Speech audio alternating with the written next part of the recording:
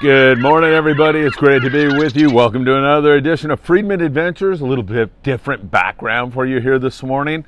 I want to drive home the point that we're back to normal on our weather. Well, it's still breezy in many areas, but with that giant blow with some gale force winds up and down the Southern California coast is gone. We're going to have kind of a breezy week, but we're going to be able to get back to fishing, and I hope you're having your cup of coffee this morning. I heard the birds chirping. It's got that springtime vibe again to it, and that's exactly what we need to get back to. All right, lots to cover with you. First of all, in Taiwan. Why am I talking about Taiwan? Because in Pingtung County, they caught the first bluefin tuna of the year.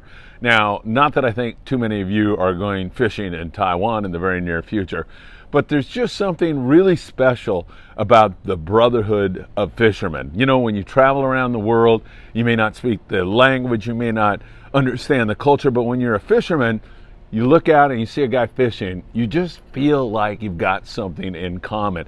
And I've got to tell you, in Pingtung, they've got this 200-pound bluefin tuna. There it is for you. My brother Paul lives in Taiwan. He's a teacher there right now. He sent me it. He's excited about it.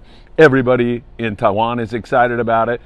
I mean, they throw these giant festivals. They really celebrate the first tuna of the year every single year. It's a real time of joy and anticipation for the season to come. And just something else that binds us together with another part of the world. I think it's absolutely fantastic. So they're off to their season. We're off to our season. Things are really exciting. All right, here in SoCal, northern Baja, the weather is starting to settle down. However, I must tell you that April is a really windy month historically in Southern California. And sometimes into those first couple of months of May. And then, of course, we can get wind in the summertime also. But now is when we get our springtime breezes with periodical periods of nice calm weather as we saw here previous to this big blow. In some areas here this morning, it's really nice, very nice weather, and we should be able to get back to some fishing here in the next few days. And when I say that, guys are out fishing today, but I mean productive fishing, and we'll cover what's biting and where and everything else. Independence into Point Loma sport fishing this morning, unloading a nice catch of wahoo and yellowfin tuna, most of that taken on the Hurricane Bank. They really had to slug it out in that weather getting in here this morning. Last night was a pretty bumpy ride, but if you're going to have weather and you're going to have a bumpy ride, probably not a better boat to do it on than the Independence. So they are back in and unloaded a nice catch. San Diego boats back at it off Ensenada again, and there has been some really good bluefin tuna fishing going on down there. I don't anticipate that is going to slow down one bit at all. I think you're going to see that rebound really fast, and it should get back on the bite. It's been mostly that nighttime kind of bite, nocturnal feeders, these bluefin tuna. Many of these boats get through before the sun comes up in the morning, and that allows them to go out and look for yellowtail on kelps or elsewhere, and that's been productive at times also. The bluefin tuna on those knife jigs at night, 25 to 40 pounders prevalent, but a lot of fish up over 100. And once again, there's a lot of guys talking about the possibility of a 400-pound bluefin tuna this year, and I've got to concur. These fish are living here. We have almost a year-round fishery on them now, and they just grow every single year and get bigger and bigger and bigger. So that is something to look forward to this year. I can't wait to watch. Now, down in Ensenada, some of those local boats down there, and I'm talking about pongeros, smaller skiffs, are out on this. It's only a 20-mile run for them. This weather still has to come down a little bit more, I think, for those guys to get out. But Arnie from Arnie Sport Fishing in Ensenada, and my friend Diego Nuno, who's a deckhand on board the Royal Star, also has an operation down there, Costa Baja Sport Fishing.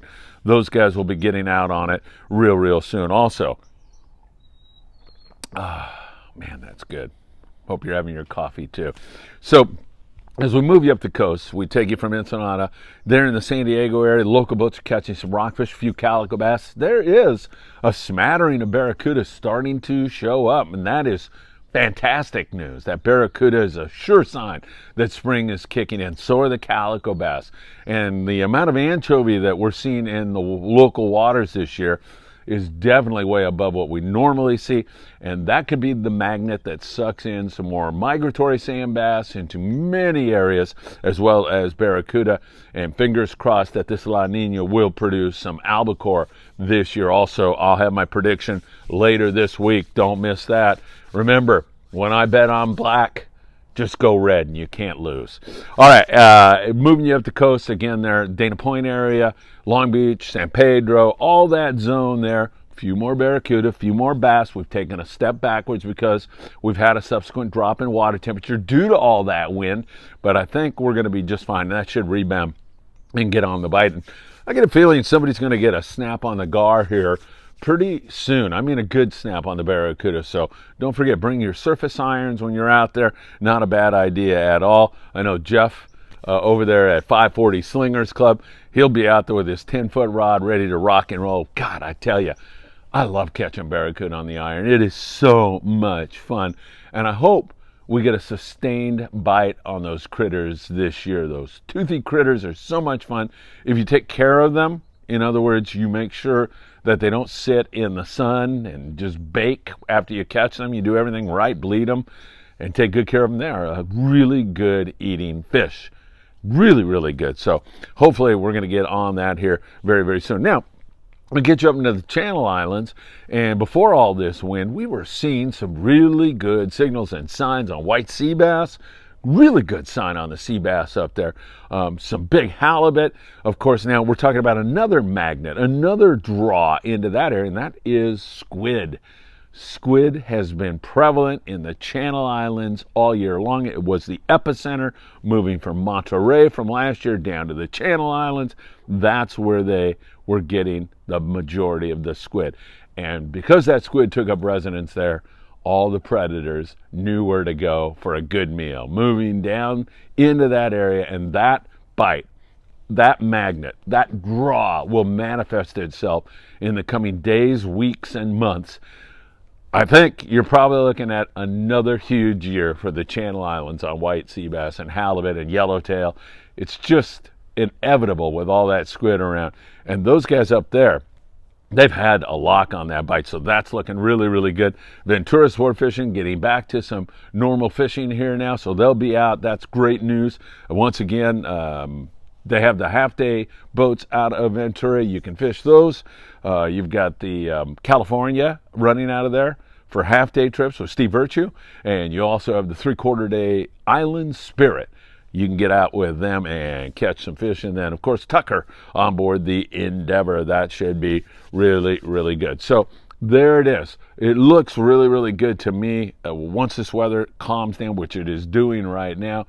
And if we get any stretch of solar warming where it gets nice and warm, we get a Santa Ana condition, I think we're sitting on a powder keg that could well blow up and bite. I skipped over Catalina, and I shouldn't have done that. So let me just focus on Cat and tell you there's been some barracuda caught out there, a lot of short fish, but barracuda nonetheless, some more calico bass, a few yellowtail cruising around. All that place needs is a little bump up in water temp, and that should get us headed in the right direction. Cat looking good.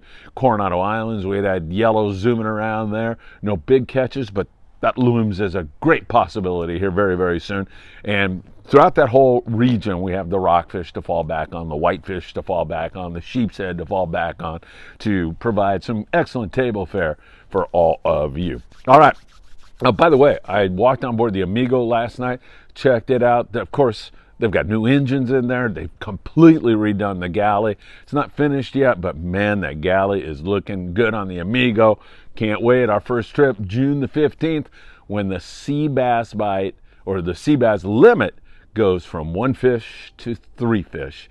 And with 2 days, we've got a lot of options. That trip sold out, but I'm really looking forward to that one. Then the Pride on July the 5th departure, almost sold out, a couple spots left, I believe.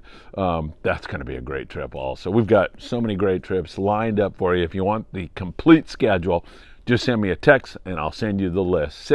657-227-6459, and we'll get you the list. May the 15th, we're going to have a nice gathering if you want to learn how to throw the iron, if you already know how to throw the iron, you want to come down and be an instructor. If you want to cast for distance and see who can throw an iron the farthest.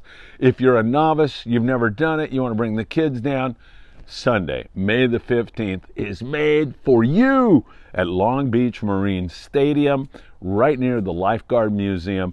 We're going to be there with the guys from 540 Slingers Club. That's Jeff and so many of his great folks. Sam De La Torre from Island Fishing Tackle in Carson, California.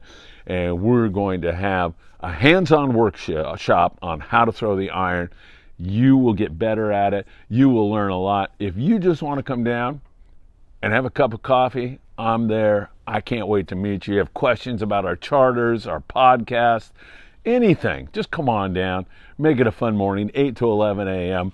It's a quick one in the morning, and we will be more than happy to help you out and become a better jig fisherman, how to throw the iron.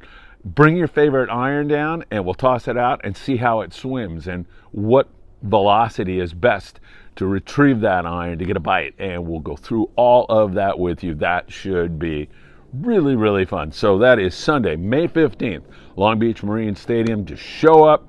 We'll be there, and we are certainly looking forward to seeing all of you. All right, it's a beautiful morning here as we kind of head toward Easter, a time when hope springs eternal. And I'm hoping for a really big season for you this year. It's a great family environment to take kids out fishing, and certainly on May 15th, that's the vibe we want. We want the families to come out, and we want to have a great time with each and every one of you. All right, Mark Paisano, we're going to reschedule his podcast. Hopefully his neck is much better this morning. We'll be talking to him and rescheduling that.